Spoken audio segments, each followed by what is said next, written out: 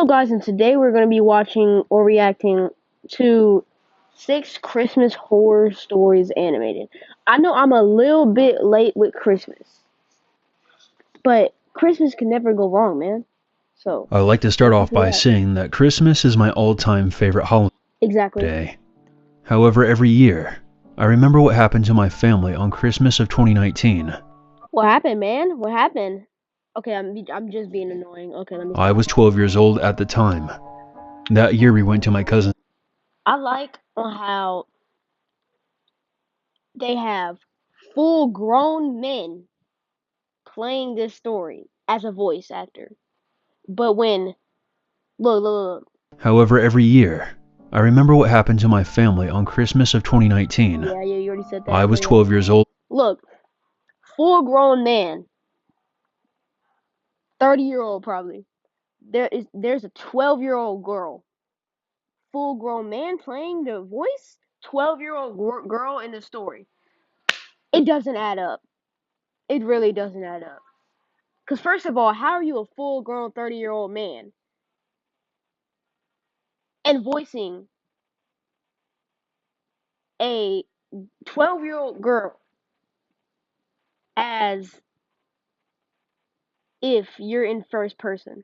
That's just crazy. At the time. 12 seconds. That year we went to my cousin's house to celebrate Christmas. Okay. It was a very fun night, and we enjoyed each other's company. We decided to stay.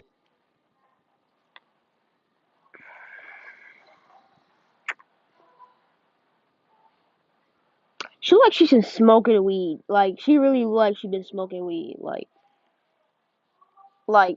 a lot of weed. Like, My cousin's house for the night and leave early the next day. We settled down in the guest bedroom and soon fell asleep. Suddenly I woke up at 4 a.m. So you wide open. Pause, first of all. No, Diddy. Hold up. Your eyes are wide open. Don't look like you've been asleep. Don't look like you tired or nah. Or nothing. And you woke up at 4 a.m. in the morning? Oh my gosh. I wake up at 6 a.m. noises coming from downstairs. Against my better judgment, I decided to go check it out. As quietly as I could, I crept down the stairs and looked through the wooden railings into the living room. I saw a figure that appeared to be dressed as Santa, looking under the Christmas tree. Pause! Dang! First of all, a man look like he about 90. Second of all, there ain't no way that's his beard, first of all. Second of all, man. Third of all, bloodshot red eyes, smoking weed again. What are you doing, artist? Martin Animations. No need to hit at you. No need to do nothing at you. But bro, why is every adult character or teenager like they've been smoking weed or smoking something? He looks nothing like Santa, first of all. So yeah. I went back upstairs and woke up my dad. Hey Dad, Santa came. One thing I gotta say about this. How did this full 90-year-old man not see her standing right in front of him? Did you see that POV? Look at this. Look at this. Look at this. Full grown man, 90-year-old man, staring at the Christmas tree. While a 12-year-old girl literally is standing right in front of him. Oh my gosh, I just paused on the worst time.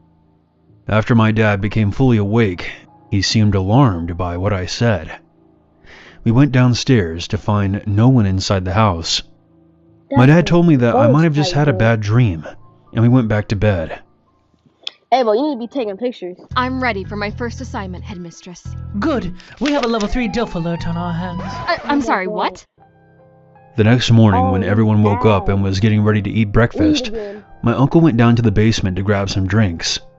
When he noticed that one of the basement windows was completely shattered. I need to please stop. After the initial shock. This right here is a fact. And I mean fat 50-year-old positive. I'm positive he's a fat 50-year-old man. Look at the side. My dad and uncle checked the whole house to see if anything was missing or damaged. After they were done searching, they rejoined us in the kitchen. But before they could say anything, a loud crash came from the one place that wasn't checked. The attic. My dad and uncle immediately ran upstairs to check it out. First of all, where's your gun at? Where your bat at? Where a shouting match followed. We are 1 minute in the game. We all ran outside and the police were called. When the cops arrived, the officers quickly ran inside the house. Okay. A short time later, they brought a man dressed as Santa outside. We later found out that the man had a large knife on him.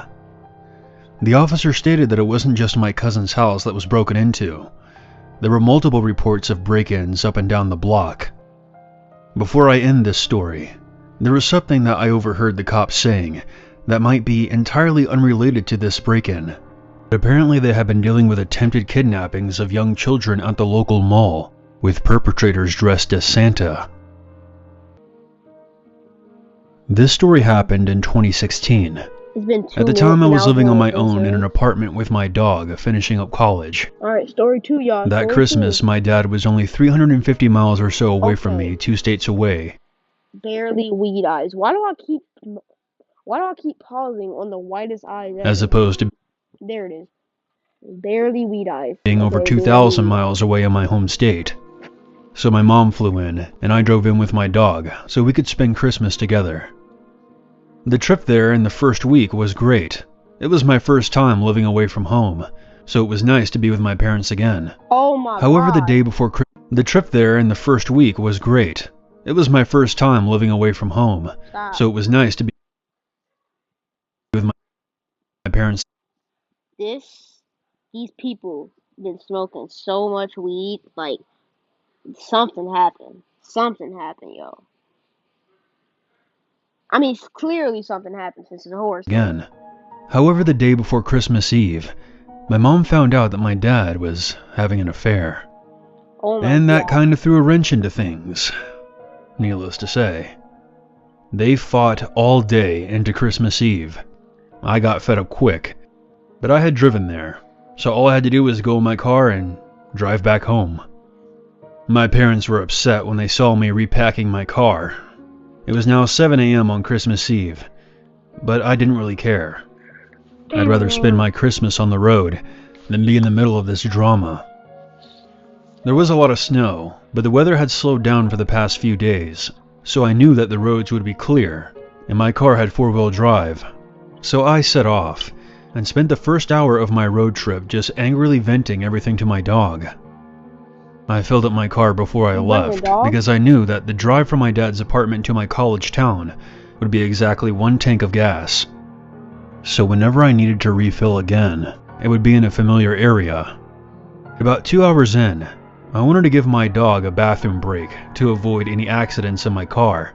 That's when I pulled into a deserted rest stop to do just that. I hooked him up to his harness and made sure that I had my keys, phone, and my flashlight. I was cleaning up after him when I realized that he was doing these low, rumbling noises, the sound that dogs make when they see something, and he began kicking up snow with his hind legs. Now is probably a good time to inform you that I don't have a big, scary dog. He's a barely 10-pound Yorkie. The Christmas sweater that my mom made for him didn't exactly help him look more intimidating. He may not be a guard dog, but he is a good motion sensor alarm. I looked up to see what he had been barking at, expecting it to be an animal, but it wasn't. There was a distinctly human figure in the distance. Had my dog not alerted me, I would have never noticed. There were not any other cars in this parking lot, and this place was fair. Here's what you do. I need you to take that flashlight. Soon as he start running, knock up upside the head with the flashlight. Get in your car, run him over a couple times, and dip. No scene. He dead. He's not gonna mess with you. Just find a dead man in the middle of the place. Okay, here's what you do. Make sure there ain't no security systems. And even if I need you to, before you dip, I need you to take your license plates off. Both of them. And then put them back on when you get home. Alright? That's what you do. Really isolated. It was unnerving. These freaking ads. Why am I just noticing the ad? I scooped up my dog and went back to my car. Normally when I picked him up, my dog would stop barking at whatever he sees, but that was not the case this time around. He kept squirming in my arms so he could look behind me, and was getting more and more worked up until he was almost clawing at me. When we got to my car, I finally looked back again, and this time, the figure was much closer, because he was full-on sprinting right at my car. That's what you do. You hit him I with the top of panicked the head. and threw my dog into the passenger seat. I quickly got in and locked my doors. But of course, my car would not start. I had never had this problem before. See, but the you engine got was a flashlight, a phone. Here's what you do. You know that old Sonic game on Xbox 360. I don't care if you don't got an Xbox 360, you still can get it. But you do have to have an Xbox 360 account to get that. Here's what you do. You take your phone, turn it around to the case, to the back. You get the flashlight out, turn it on so it can be hot. Slap him in the face with both of those. Like the side of his head, flashlight, bang. The other side of his head, the phone case, bang. The back of the phone, bang. Slap him. Don't slap him. Like kind of. Okay, I'm not gonna explain it. But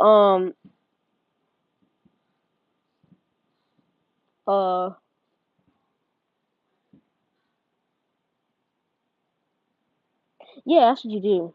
not wanting to turn over. Since the flashlight My dog was now in the back seat, scratching at the windows, and was going insane, barking and growling. The man reached my car. He resembled any other homeless man I had ever seen, okay, if he homeless, with layers of slightly torn jackets, some dirty jeans, with shaggy hair and a beard. He went from his sprint to a slow jog once he got into the parking lot. When he approached my car, he slammed his hands against the driver window. "I need a ride." No. He sounded out of breath, but very monotone. No. Sorry, no. I'm about to call a tow truck though. If you need a ride, you can get one from him." I knew that I looked and sounded scared, and the man started pounding on my window again with both fists. He said something about being cold and needing a ride into the city, and that it was Christmas Eve. But at this point I had stopped paying attention to him and was just focusing on trying to get my dog to calm down. He was still losing his mind in the back seat, still barking, growling, and scratching at the window. My dog has never before or since acted this way towards anybody.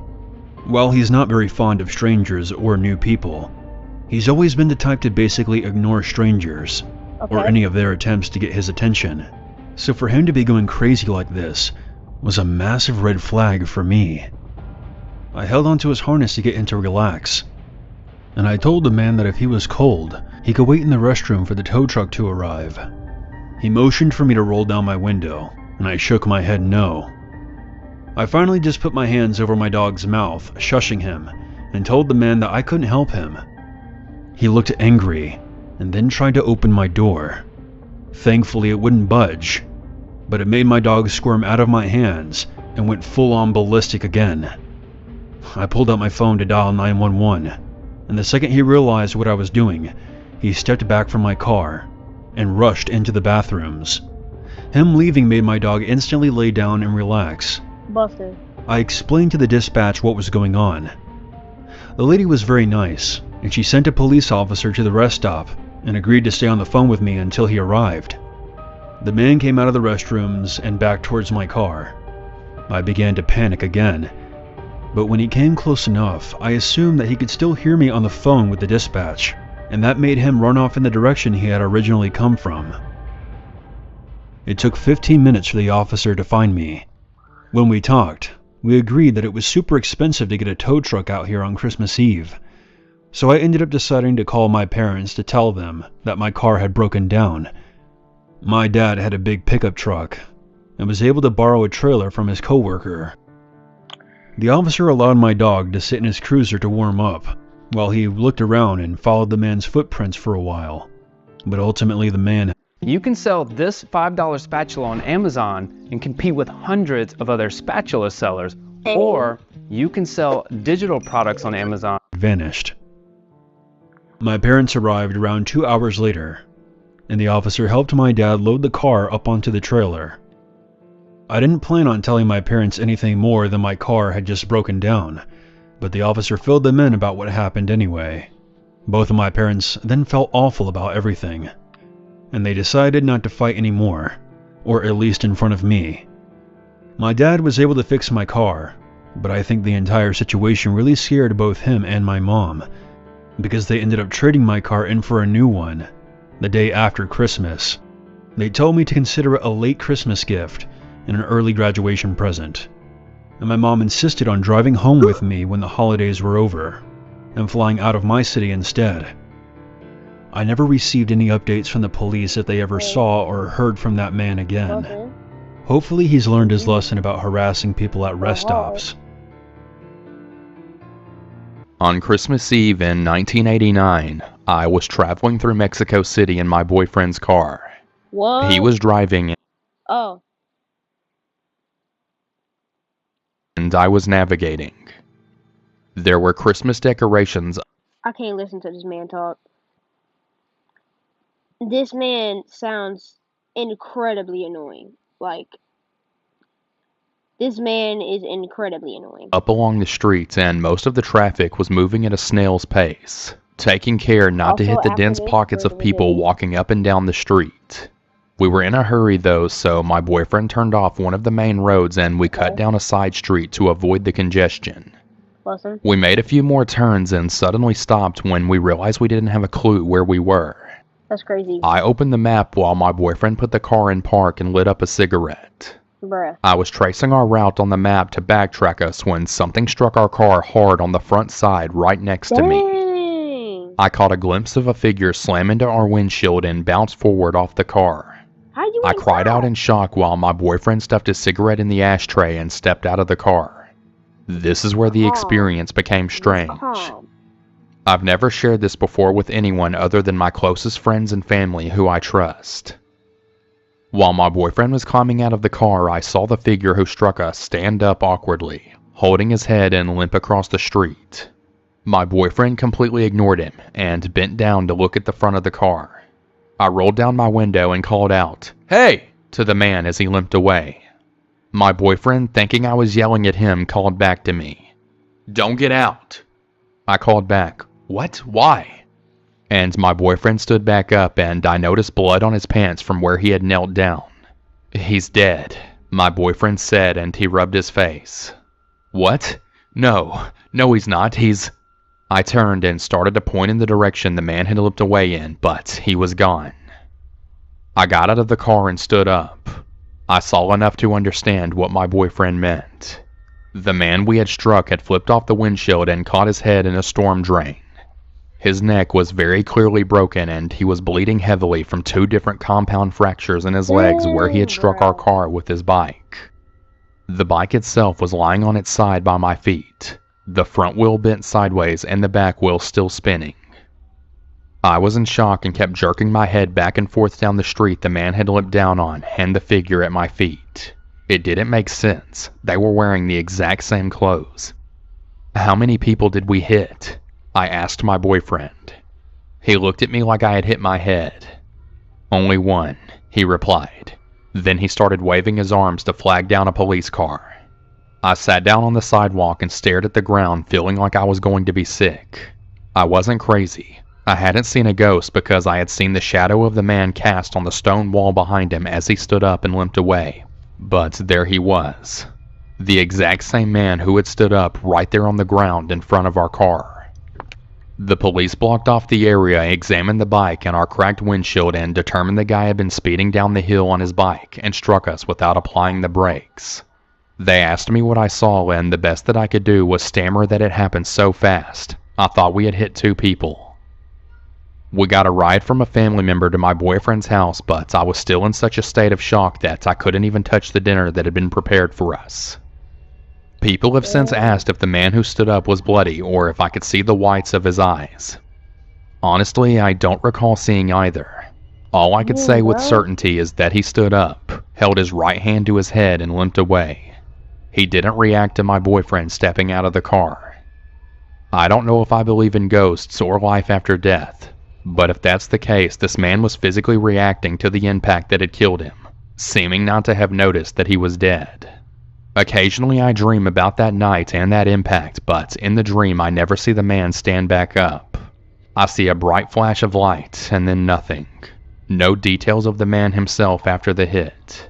I never even found out the man's name. It was the worst Christmas of my life. Well, everybody, that's going to be it. We're going to make a part 2 of this, I guess. But make sure to like, subscribe, hit that bell, make sure you know when we post. And then pop, y'all. Like, pop. I'm not gay. That was the most gayest thing I've ever said. Pop, y'all. Pop, y'all. Oh my gosh. Okay. So, everybody, I forgot. Everybody, make sure to have a good day, good life. Yeah. Yeah, some people that be watching my videos be depressed. Alright? So don't be depressed. You'll get suicidal thoughts. Don't be depressed. Alright. Like, sub, hit that bell, and peace.